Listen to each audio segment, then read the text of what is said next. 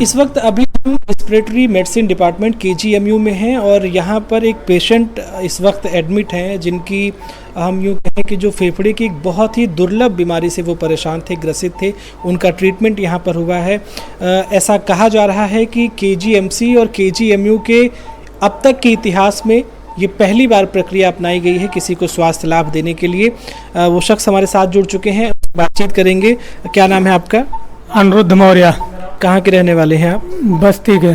अच्छा, क्या कुसमहा, पोस्ट वाल्टरगंज, जिला बस्ती, वाल्टरगंज थाना, पोस्ट भी वाल्टरगंज है। ये बताइए कि क्या समस्याएं आपको हुई थी और कब हुई थी और अभी क्या स्थिति है?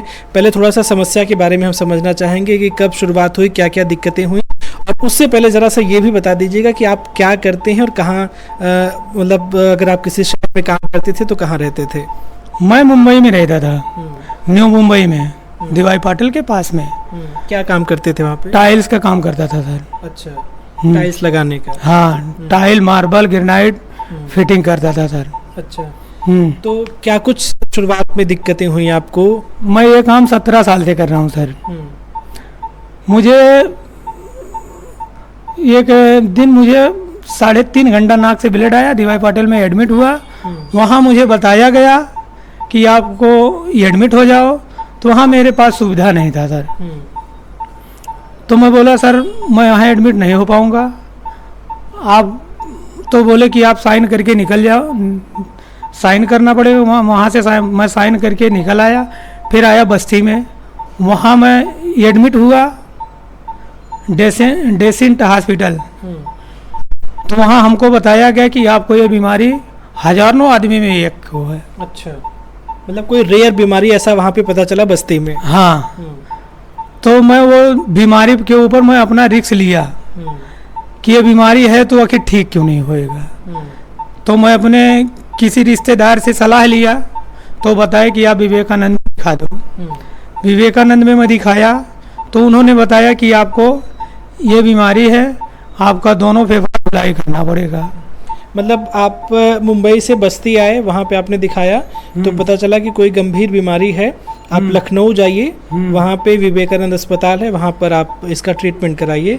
फिर वहाँ पे पता चला कि कोई गंभीर बीमारी है आपको, है ना?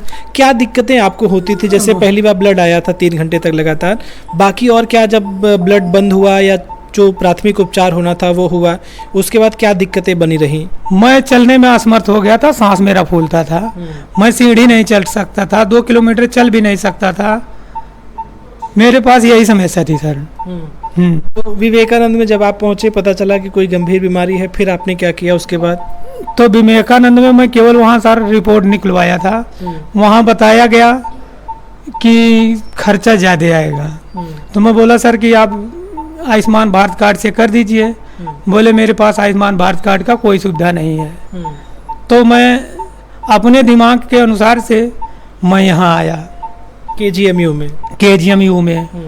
तो यहाँ जब मैं आया तो मैं सोचा यहाँ पढ़ाई होता है, यहाँ बड़े बड़े डॉक्टर रहते हैं, उस हिसाब से मैं अपने दिमाग के अनुसार से यहाँ आया था। तो मैं यहाँ दिखाया, उसके बाद यहाँ एडमिट हुआ, फिर मेरा इलाज चालू हुआ सर। तो जब आप मेडिकल कॉलेज में आए केजीएमयू में, किंग जॉर्ज मेडिकल यूनिवर्सिटी में, तो आपने किस डॉक्टर को दिखाया और कैसे इलाज आपका शुरू हुआ?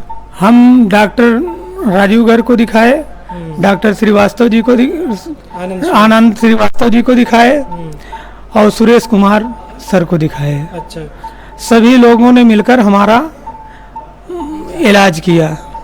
अच्छा, तो लगभग कितने दिनों से आप यहाँ पर हैं अभी? मैं यहाँ 2 महीने से हूँ सर। अच्छा, 15 मई से यहाँ हूँ।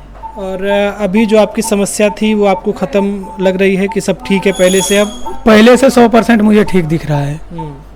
यानी कि पूर्ण रूप से आप स्वस्थ हो गए? पूर्ण रूप से अभी स्वस्थ हूँ साहब। तो छुट्टी होने वाली है यहाँ से अब? हाँ, छुट्टी होने वाली है। सर बोल रहे थे 2-1 दिन में हम छुट्टी कर देंगे।